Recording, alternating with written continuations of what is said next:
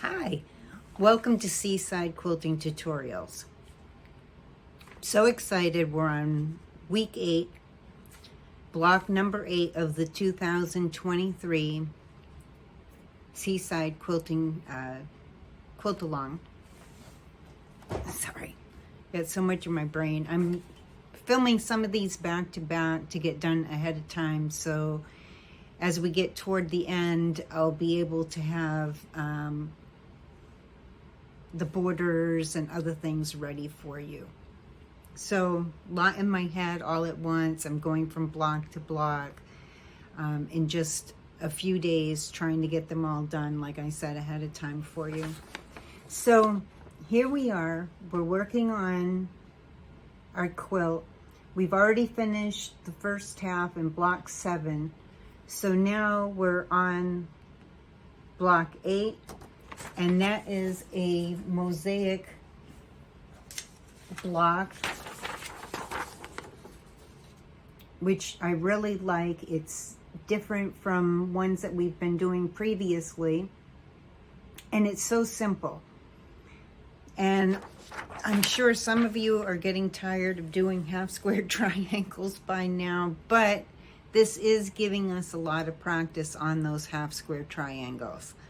So I find that a good thing because you're going to find a lot of blocks out there in the world consist of half square triangles. It's one of your main blocks that get used very frequently, I found, as I go through. And, you know, of course, there's, you know, blocks based on different, you know, ways, but you know, some on squares, some on different shapes and so forth. But half square triangles come in handy to learn. You use them even when you're doing the flying geese or the square in square and so forth. This technique sort of goes hand in hand with those, in my opinion. So let's go ahead and get started on this. I'm going to adjust my camera for just a minute. Once again, I apologize. It takes me just a minute to get everything angled so that you're able to see what's going on. So I've already done the pre-work of making the half square triangles, and I've squared them up to 3 inches. We're working with 4 different colors. Let me see. This is my center, so I needed, let me see, making sure of my count here. Yes, I needed 2 of this color for my center. And my software just does not understand when it sees a piece that's going to be cut in half that it's not a whole piece, that it would be a half piece, and it doesn't know how to calculate it that way. So as I go to do these blocks, I have to recalculate how many pieces that you have to count. So don't worry about my page. I've made the changes that I need to make, and when these go out to you in the Seaside Quilting group on Facebook, all the cutting will be changed for you ahead of time, so you won't see all my scribbles. Okay, so your background fabric, you need 8 squares, and each square is 3 3/8 by 3 3/8. Okay, but once you've made all your half square triangles, they're going to be squared up to 3 inches. So each square will be your 3 inch by 3 inch. So we have 8 of the background. Then of this color, we have, let me see where I was using that. We have 2 of these. And then my darkest color, I have 4. Now I've chosen, even though in this diagram it's showing the lighter color being out here, I've chosen to put my darker color out there. And then my middle,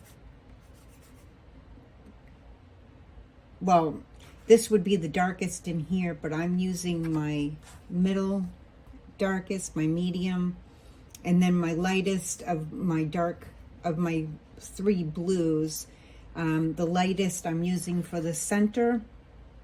And then of course the background, they have white.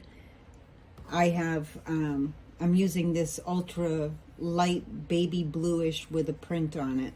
So I've already made mine. And what you'll do is you'll follow your diagram for what goes with what. And so each of your colors, you're going to take 1 square of the background, 1 square of this, put them together, make your half square triangle. When you cut them in half and square them up to 3 inches, then you'll have each one of these. So that's all that this whole block is, but it looks hard to some people when you just look at the block itself. It looks hard, but when you break it down, that's all it is half square triangles. So once you have all your half square triangles made, which I made mine ahead because it's just too time consuming for you to sit and watch me make each one. If this is the first time that you're watching me, please go back to block 1. Let me see. Not block 1, but block 2 also has half square triangles in it. So I've gone over how to make them in more detail in previous blocks. So now I'm not going to spend as much time on that as I have before. So we're just going to follow our layout, and where I have, and honestly, I feel that with a block like this, it's easier if we take something, I'm just using my cutting mat, but take something and lay all your pieces out according to your diagram. So I'm just going to follow the diagram, and I'm going to lay out all my pieces just so that I can see ahead of time how they're all sewn together. So let me see, this one goes here. So I'm just going to take a moment, and I'm going to get these all laid out so that you can see them.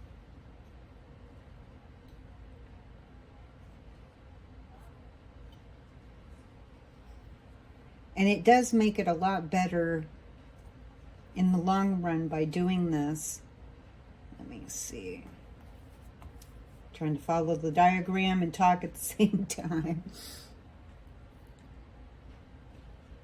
And this also helps to prevent sewing them together, hopefully, the wrong way. Although if there is a way to accomplish that, I'll find it. It's just the way of things. I'm human, and I prove it all the time. That's why we have rippers, so that we can fix our human errors. Okay. There we go. So now we have our finished picture. This is how all of our pieces will line up to each other. We've been doing a lot of 3 rows in our quilt blocks. Now we're doing 4 rows. So you're just going to separate these a little bit. This is our first row up here. Now it doesn't matter. You could make this your first row, and then this your second row, third row, fourth row, or you can do it as I'm doing it and do first row, second row, third row, fourth row. So to put your rows together is the same as we've been putting them together before. I'm going to chain piece them. And by that, what I mean is I'm going to take this, I'm going to fold it over right side to right side. I will do my scant 1/4 inch. Remember, we're using stitch length 2.0, and we're using the scant 1/4 inch. Once again, if this is the first time that you're watching, I've done a tutorial just on scant 1/4 inch. So if you're not familiar with it, go take a look at that. It just gives you a more accurate 1/4 inch. Where we're cutting these down to 8ths, so each square was 3 3/8 by 3 3/8. Once they're sewn together and cut in half, and you square them up, you'll be taking very minute amount off each one, because they're almost 3 inches when they're sewn into their half square triangles. So I'm going to fold that over. I'm going to fold this one over. I'm going to fold this one over all the way down like this. And then I'm going to go over here and I'm going to fold this one over and that one over and that one over and this one over. Now the only thing that I need to remember when I'm picking these up is that because I folded over from here to here, and we'll take a look at that again. So these two pieces go together, I folded it over. So my seam is going to go here a scant 1/4 of an inch, and I folded this one over and it's going to get sewn here a scant 1/4 of an inch. So I'm going to sew this one, then I'm going to sew this one, this one, this one, and I'm going to do it chain piecing. So let's go ahead and we'll do that. I'm just going to move a couple things out of my way. So now that I have them all lined up, I'm going to do them in the order that I've done them. That way I won't make a mistake. So as I'm over here, because I know that it's this side, and it doesn't hurt to open it back up, take a look, make sure that I know which side I'm doing it on. I'm going to clip this end together. And you could even go ahead and, line these up and put a clip up in the corner so you know which, that's your end corner. Now I'm going to start sewing on this end here. And I'm actually going to put a little clip down in that corner just to keep my fabric straight.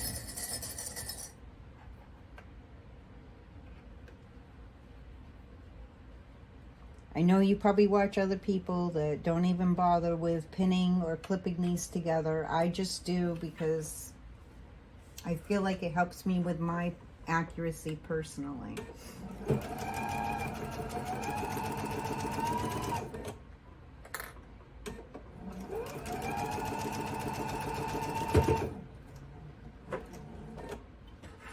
And then as I go, I'm just going to pick these up.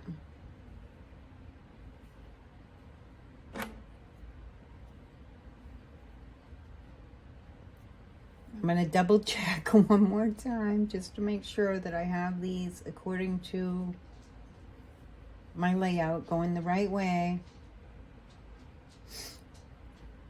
It never hurts to check twice before cutting, before sewing, before anything. It's a time saver.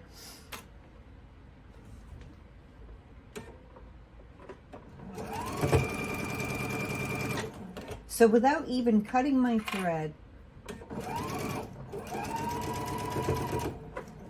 I'm sewing almost to the end of that block and leaving the needle down. And I'm going to pick up my next piece, clip that end,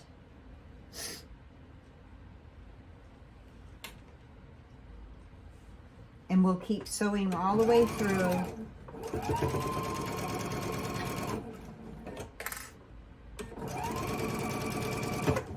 And I'm going to continue to do the rest of them, and I will be right back with you.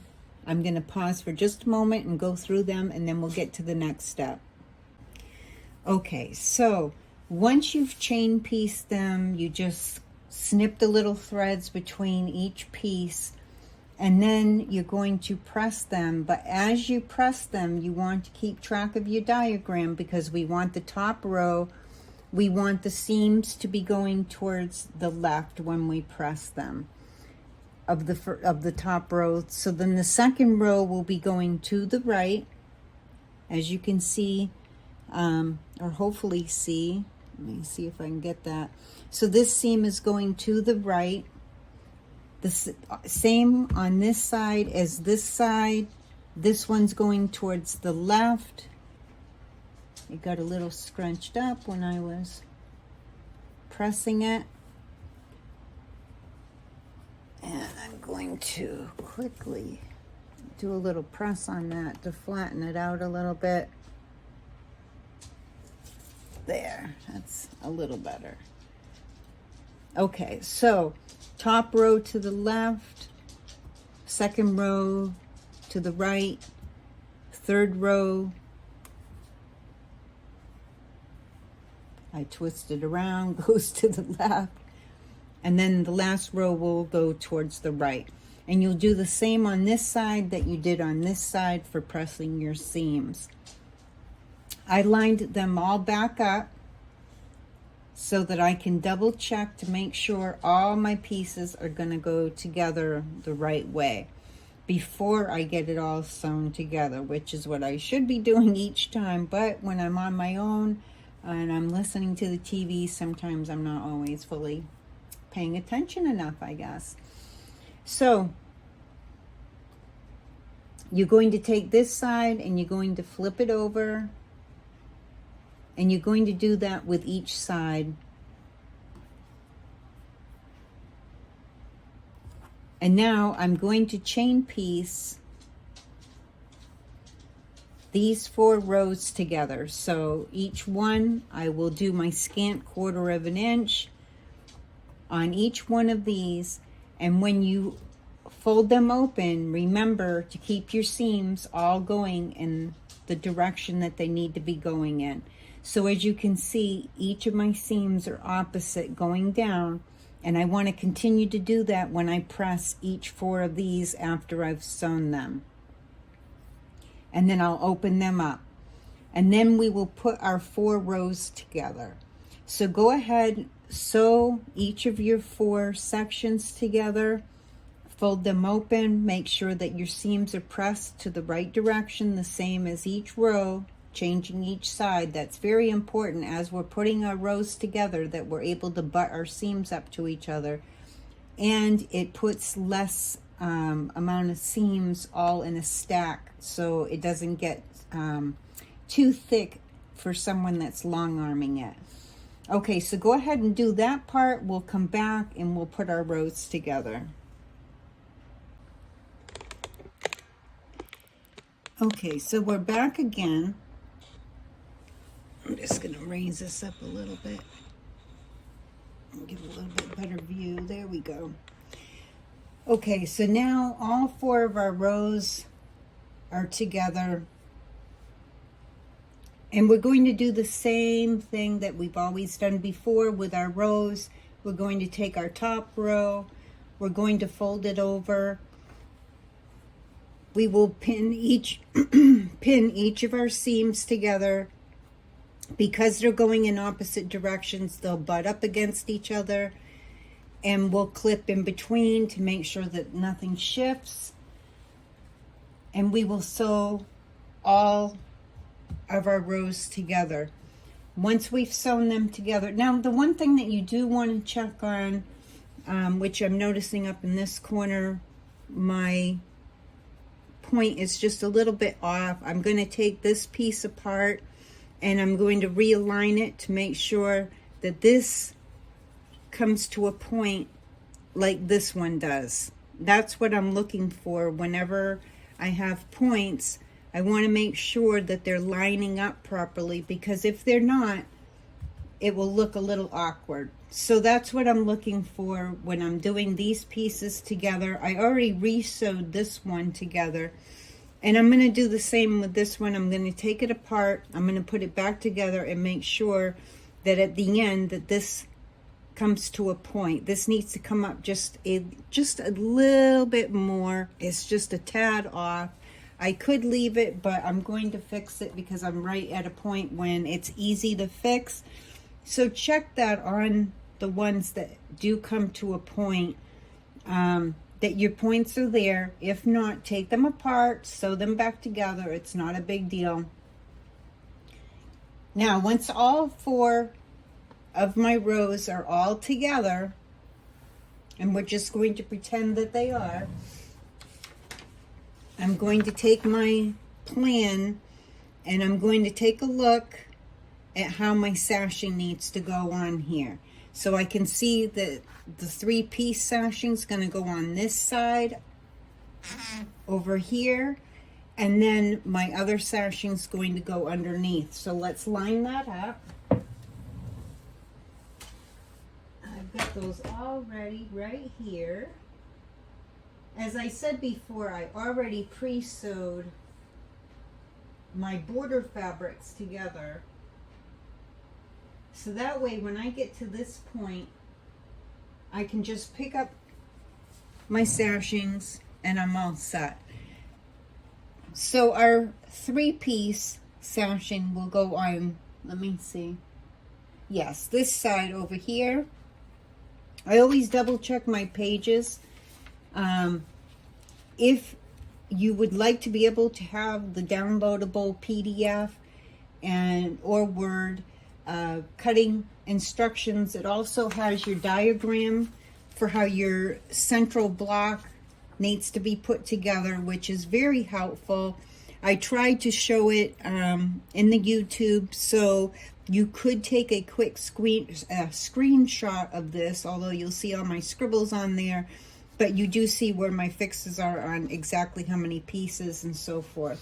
But to get a nice sheet that you can print out for yourself, please join our group, Seaside Quilting, on Facebook, and you'll be able to download those. We'd love to have you as a member. We even have private sales in there that are for group only of different fabrics, notions, etc., etc. So now I took my plan. I can see those 3 pieces went on this side, and then my long strip will go on. Now, of course, we have seam allowances in here, so they're not matching up, but they will once everything is sewn together. And then our last piece goes here. So once again, you're going to sew your 4 rows together. Then you will sew this side of your sashing to this side. That will make it the same length as this. You'll sew those together, and then you'll attach your last one, which is your 2 small strips like this that are attached to your thicker sashing. This attaches to the bottom of that, and that makes up your full block. And so that will be the end of block 8 for this week. Next week we have a real fun block, and I'm really looking forward to it, because that block 9 sets us with another full row done that we'll be able to attach to our quilt. So we'll have a full 3 rows done on our quilt. Excuse me. I was like, why is this looking funny? But I haven't sewn it together yet. And I think that piece itself is a little funny. I may have to recut that piece to put a new one in. I don't know what happened to it. It's almost like somebody came along and ate a piece of it off. Well, we're going to have to fix that. So, sew your pieces together. If this is the first time that you're watching us, I really recommend again that you go back to block 1 and start from the beginning. Or if you're an intermediate, experienced quilter, then you can start anywhere and do them in any order that you would like. You can catch us on, I'm filming this on a Tuesday night. They release on a Friday.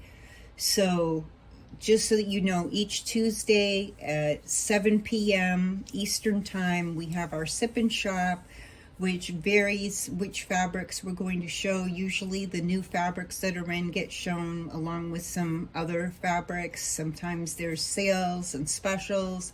notions, thread, many other things. So please join us there. If you go to our page on Facebook, Seaside Quilting Supplies LLC, like the page, change your notifications to all, and then each time an event comes up, you'll be notified. We post a number on there, which I need to write down and have handy so I can tell you during the videos, but I do post it down in the informational part of our YouTube video.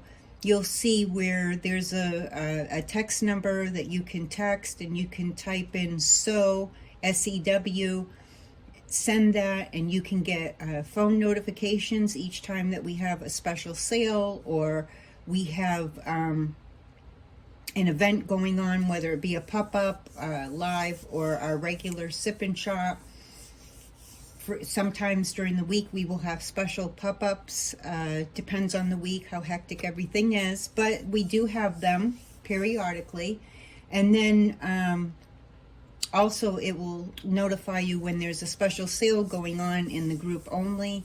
Our group is a private quilting group. We keep it private so that we can keep out the spammers and scammers and people that don't want to be friendly. So there's just 3 questions, like I had told you before, and agreeing to the rules, which is just basically being kind to everyone. There, if you join the group, you'll be able to get your PDF or Word cutout sheets that you can print out, and of course the plan sheet, which I've showed you many times as a reference. And let me see, also click subscribe, please. And if you click the little bell that's right next to the subscribe button, you'll be able to adjust your notifications. You can change them to all. There's another option, I don't remember, or you can choose not to be notified. But if you choose not to be notified, then you won't know when the next block comes out or the next tutorial. So anyways, I hope that you have a great day. I wish you happy sewing. And I'll see you again for block 9 or the next tutorial. I'm not sure which is happening in which order at the moment. It just depends on how I'm able to take some time to do some tricks and tips as well. I'm trying to fill those in between. Okay, till next time, happy sewing.